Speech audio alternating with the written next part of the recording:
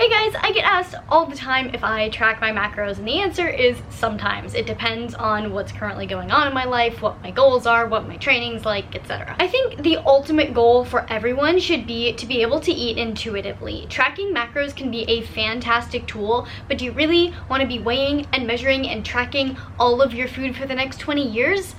Probably not. Intuitive eating gives you much more freedom and is much less time consuming. That being said, tracking macros can help you learn a ton about your body as well as hit your goals faster. So what do I recommend? Well, you're gonna hate me for this answer, but you probably saw it coming. It depends. Everyone is different, everyone has different experiences around food, different relationships with food, and are in different stages of developing the relationship with food. Tracking can be fantastic for some people and it can be extremely harmful for other people. You really kind of have to play around and figure out what works for you and your mindset. There can be a lot of negatives as well as potential dangers to tracking your macros and your calories. My personal least favorite thing about tracking is just that it's time consuming, like weighing and measuring everything and logging it and trying to figure out if like the one that you're picking to log it with is like accurate.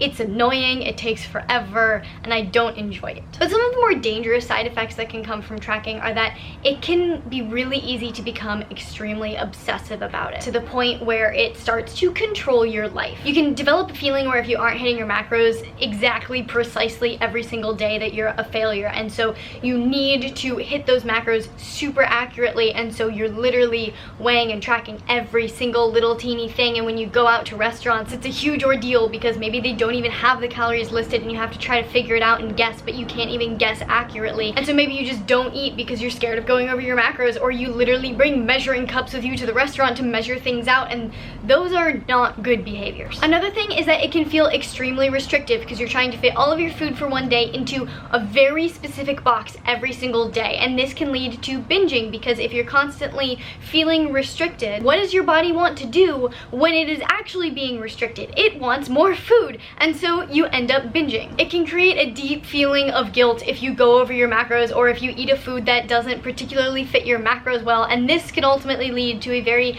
bad relationship with food. And if you do go over your macros or calories, that in itself could lead to binging because you're like, well, I already messed up, I'm just gonna eat whatever I want and try again tomorrow, and then that just keeps cycling on and on. It can very easily lead to developing an all or nothing mindset when it comes to food. Either you're hitting your macros perfectly or you're completely off the wagon, just eating a ton of junk food, eating 1,000 calories more than your body needs per day, and that's just not a good cycle to get into. And finally, tracking your macros is not inherently healthy. There's no guarantee that if you're tracking your macros, you're gonna be getting all of the micronutrients that your body needs, and you can easily be eating like 3 donuts a day, which is not good for your body, even if the rest of what you're eating is like chicken breasts and kale. It makes you see food through a filter of numbers rather than what the food actually contains and what it can do to fuel your body. I think tracking calories and macros can be particularly dangerous for people who have eating disorders or are recovering from eating disorders because it can really fuel that mindset of restriction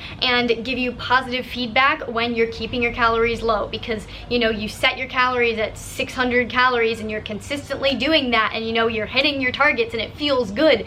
That is not a good thing. That being said, if you're not someone who has a bad relationship with food or regularly experiences disordered thoughts surrounding food, tracking has some really great benefits. What I think is the biggest benefit, particularly for people who are just starting out on their fitness journey, is that it can teach you so much about what you're putting in your body and make you so much more aware of what you're eating. A lot of people who have never tracked before are extremely unaware of what they're actually consuming. They think they're just having breakfast, lunch, and dinner, but in reality, they're having like a Starbucks Frappuccino before breakfast, which is an extra like 500 calories, and then someone brings donuts to the office, so they have a donut and a half before lunch, and then as they're making dinner, they're snacking on like handfuls of snacks or even on the food that they're preparing to make into the meal. And then after dinner, they have a leftover slice of birthday cake, or they say, you know, just this one time I'm gonna have like a scoop of ice cream, but every night becomes just this one time, and they keep having that scoop of ice cream and they don't even realize that this is something that's becoming habitual. And so when these people start tracking everything that they're putting in their mouth, they're suddenly so much more aware of not only what they're eating, but what their food is composed of, if they're getting like any protein or healthy fats. And then from there, you have a baseline from which to start making slow, small changes so that you can get to being a healthier version of you. And then while tracking macros can feel extremely restricting to some, for a lot of people, it can actually be very freeing, because a lot of people have this mindset that in order to be healthy, they have to cut out all of the things that they like. They have to eat a bro diet of like chicken breast, rice, and broccoli, and that's all that they can eat. And if they eat one small cookie, that everything will be lost. Or if they go out for pizza with friends and have like one slice of pizza, that they're gonna gain all of their weight back and everything is gonna be ruined. But then they start tracking macros and they realize that, you know, if they throw like a scoop of protein powder into their smoothie in the morning and they have a relatively healthy lunch, that they can have that slice of pizza for dinner. And it can be extremely freeing to realize that you don't have to stick to the health foods and eliminate all other foods from your life in order to be healthy. And another huge benefit of tracking your macros is that it can help prevent under eating. I see people in various fitness forums that I'm in post all the time saying things like, I just tracked my calories for the first time and I'm only eating 900 calories a day.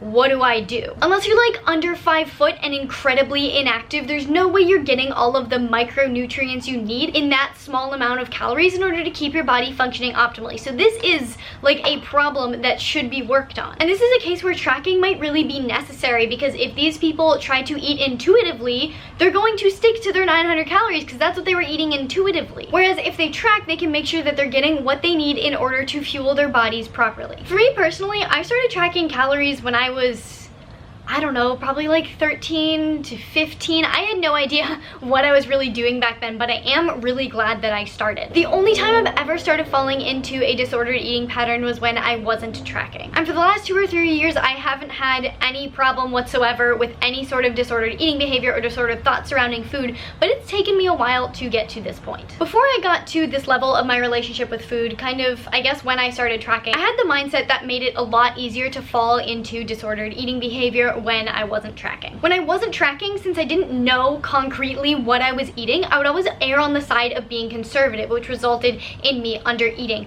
Also, I am very competitive with myself. I still am, which can easily lead down a path of developing a bad relationship with food. When I was trying to lose weight when I was 15-ish, I would tend to undereat when I wasn't tracking because it was better to be under my calories than over. When you're trying to lose weight, you have to be in a caloric deficit, and you're almost guaranteed to feel at least a little bit of hunger when you're in a caloric deficit. And my problem was that I would keep pushing myself to eat less and less so that I felt hungrier and hungrier. Then I would start competing with myself, like, oh, I ate this much food today, I wonder how much less I can eat tomorrow. And I would see how low I could push my food consumption, which not good. When I would track though, I would know if I was in a deficit, and I would know that there was no reason to go below that amount of calories that I was trying to eat. Tracking allowed me to make sure that I was eating everything my body needed and also not be scared that I was going to eat too much. And this was really what helped me learn how to fuel my body properly and how important it was to not be in such a big deficit that I was trying to push myself into when I wasn't tracking. That was my relationship with tracking at the beginning of my fitness journey, and in the last few years it has helped me continue to learn more and more about my body. The most important thing I think that it helped me learn is the fact that I personally function better on a higher fat, lower-ish carb diet. Not like a low carb diet, but like just lower than like average. 2-ish years ago maybe, I started to track without trying to hit specific macros. I just was kind of tracking on and off to make sure that I was hitting my calories as well as my protein, and then my carbs and fat would kind of be all over the place. And I started to notice that when my fats ended up being higher for the day, I felt better, I had more energy, my workouts were better, and I was less likely to go over my caloric goal because I just felt more full and satisfied from the fat. If I hadn't been tracking, it would have taken me a lot longer to make that connection. In my 8-ish years of tracking, it has never led me down a path of feeling restricted or feeling guilt toward eating certain foods or any disordered thoughts surrounding foods. I can eat an entire pizza or have half a tin of brownies like I did the other day and not really bat an eyelid. I now have a very solid relationship with food, and if any disordered thought about food does manage to creep into my brain, I can recognize it, take a second to think about it, why I feel that way, and then just shut it the heck down. that being said, when I was trying to meal prep and have all of my meals and snacks completely set for the week, that was resulting in me developing a slightly bad relationship with food, which is why I stopped doing that, and now I'm trying to find alternatives where I can still kind of prep but not feel as restricted. I would eat what I had, and then I would want to eat more, because when I can't eat something, I want to eat that something. And if I'm being honest with myself, I think that is one of the reasons that I gained a little bit of weight this last year, is because I was trying to push myself to make this meal prep and eat this meal prep, but then I was just eating a ton of stuff on top of that because I didn't feel satisfied. So from that experience, I learned that tracking all of my food ahead of time and then sticking to what I already tracked is not good for my mindset and my relationship with food. I personally need more flexibility, and I need to be able to listen to my body and eat what it's craving. And so that leads me to today. For the last few weeks, I've been mostly eating intuitively and just tracking on and off a few days here and there. If it's like dinner time and I don't think I've eaten enough protein, I'll maybe log what I had earlier in the day just to see what my protein goal for dinner should be. Or if I have like a ginormous breakfast that I've never had before, I might track just to see how many calories it was to kind of get a reference for the rest of the day. But if I decide that I'm gonna eat an entire pizza or an entire tray of brownies, I won't track that. Instead, I will choose to enjoy and savor every bite and not worry about how it affects my macros. Speaking of which, I need to make some more brownies. Anyway, long story short is that just like there's no ideal diet for every single human, there's no one ideal way to track your food. Some people do great eating intuitively, other people are super successful tracking their macros and making sure to hit everything precisely. Some people, like me, do a little bit of both, and that also works out really well. If you know that tracking your calories is not going to work for you because of your relationship with food, then don't worry about it, just eat intuitively. But if you're eating intuitively and that really isn't working for you and helping you be healthy, then maybe consider trying to track your calories. There's nothing wrong with either way as long as you're doing what works best for you, your mindset, your relationship with health, with food, with your body, etc. I would love to hear your thoughts about all of this in the comments below. This is a very complex and complicated topic, so I'm sure we can have some great discussions. But in the meantime, please do give this video a big thumbs up because it really does support me and my channel, and I really appreciate it. Please share this video with your friends and your family and anyone who is debating between whether or not to track their macros or eat intuitively. Please subscribe for more videos and hit the notification button so you don't miss the videos, and I will see you very soon. Bye.